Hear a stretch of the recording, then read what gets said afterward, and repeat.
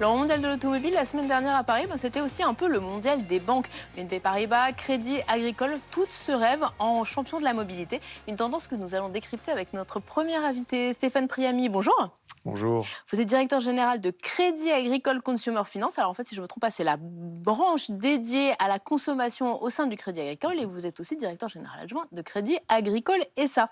Alors la semaine dernière, vous aviez un stand, mais énorme sur le salon de l'automobile, beaucoup de lumière, le deuxième plus grand stand du salon juste après Dacia. Pourquoi le Crédit Agricole met autant l'accent sur le financement de la mobilité?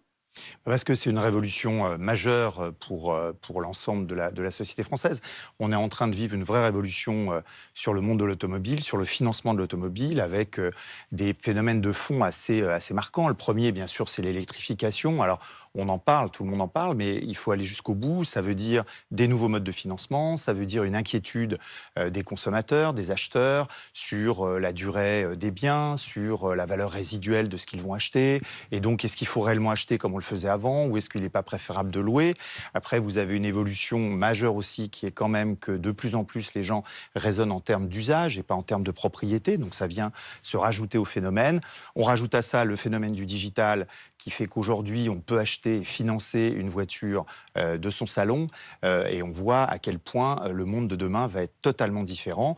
Et nous qui étions jusqu'à présent des gens qui fournissions des crédits pour acheter des voitures, aujourd'hui, il faut qu'on fournisse de la mobilité et plus simplement de l'argent pour acheter des voitures. Alors c'est vrai que je vous présente comme des nouveaux acteurs de la mobilité, mais c'est vrai que les banques, vous avez toujours accompagné le développement de l'automobile, puisque vous avez pendant des décennies financé des crédits pour acheter des voitures. Aujourd'hui, vous proposez des nouvelles offres pour les louer, on va y revenir dans un instant. Mais pourquoi est-ce que justement la voiture électrique amène à ce leasing, à cette location longue durée qui aujourd'hui, sur les voitures particulières, c'est quand même une voiture sur deux qui est achetée en leasing?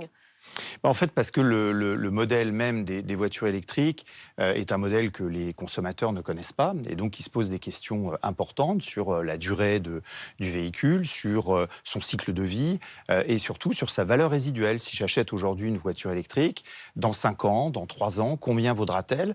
Alors que peut-être à ce moment-là, il y aura des voitures, la technologie aidant, qui auront encore plus d'autonomie, qui auront encore plus de spécificité. Donc, voilà, les gens se disent, mais finalement, est-ce que j'ai besoin d'acheter? Et je rajouterais même, et ça va encore plus loin, est-ce que j'ai même besoin d'avoir une voiture tout le temps à domicile qui attend dans un garage? Ou est-ce que j'ai besoin de mobilité? Est-ce que j'ai besoin de me déplacer le week-end, pendant les vacances? Et donc, tous ces phénomènes se tamponnent, se mélangent, et on arrive à ce constat, il faut qu'on soit sur la mobilité. Alors justement, si aujourd'hui je pousse la porte d'une agence Crédit Agricole, j'ai besoin d'une voiture, qu'est-ce que vous me proposez?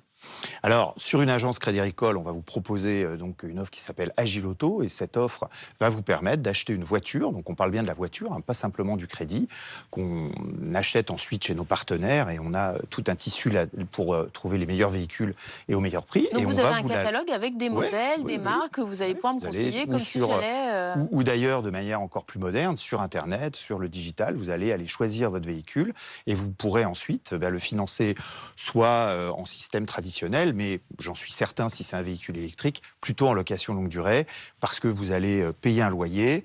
À un moment, vous nous rendrez la voiture, vous en prendrez une autre, vous continuerez à payer un loyer, et c'est quelque chose de très sécure et de très simple pour vous. Et ça, si je suis déjà cliente Crédit Agricole, ou je peux venir en étant absolument pas cliente chez Oui, vous? alors avec un déploiement, comme souvent au Crédit Agricole, en plusieurs phases, en fonction des caisses régionales, etc. Mais oui, c'est le point important.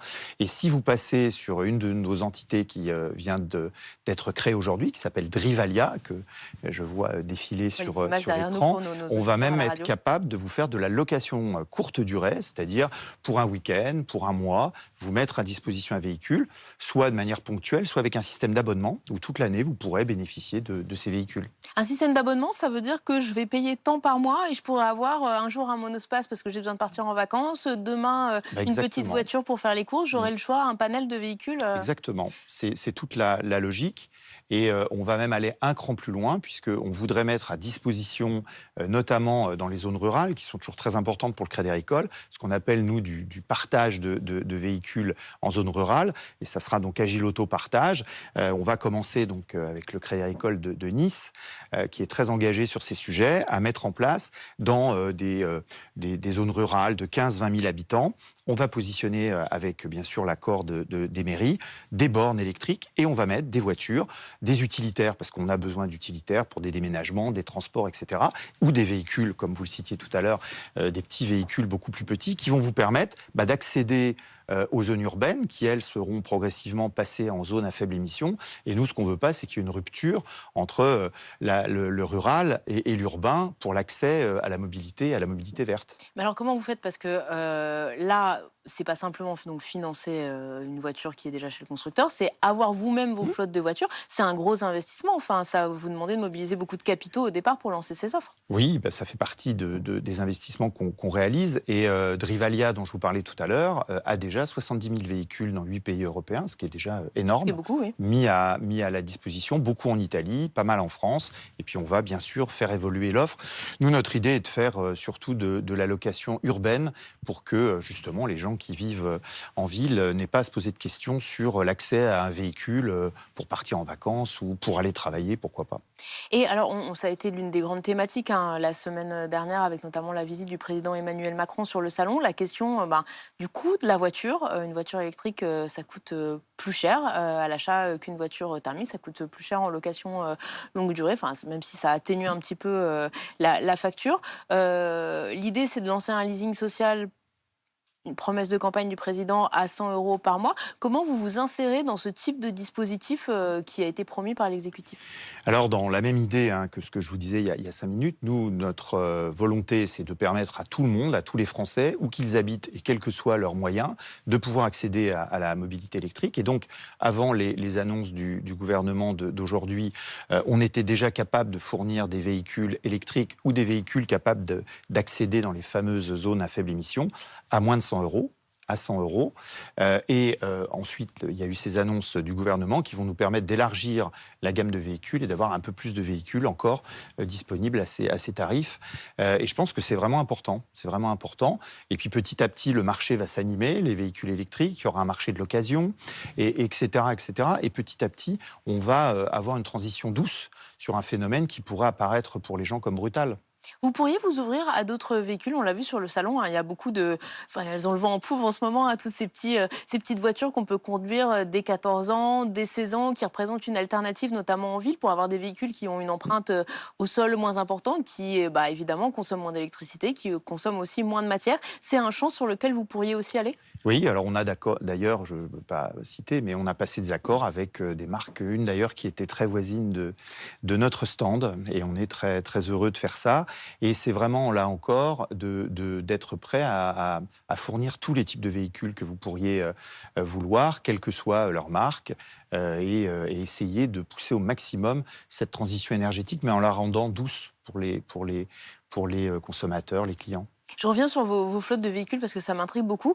Une fois que je vous rends la voiture, que la voiture, là, par exemple, était louée pendant 3-4 ans, on le voit, il faut la remettre en état pour la remettre justement en location, pouvoir la passer en véhicule d'occasion. Comment vous allez faire? Vous avez des partenaires? Vous allez faire ça en interne directement? Comment ça marche? Alors ça existe déjà, puisque on avait déjà des systèmes un peu comparables. Donc on appelle ça, le terme technique, c'est le remarketing. Oui. Donc on reprend des voitures et on leur redonne un air tout neuf et tout beau, et ce qui est souvent vrai d'ailleurs.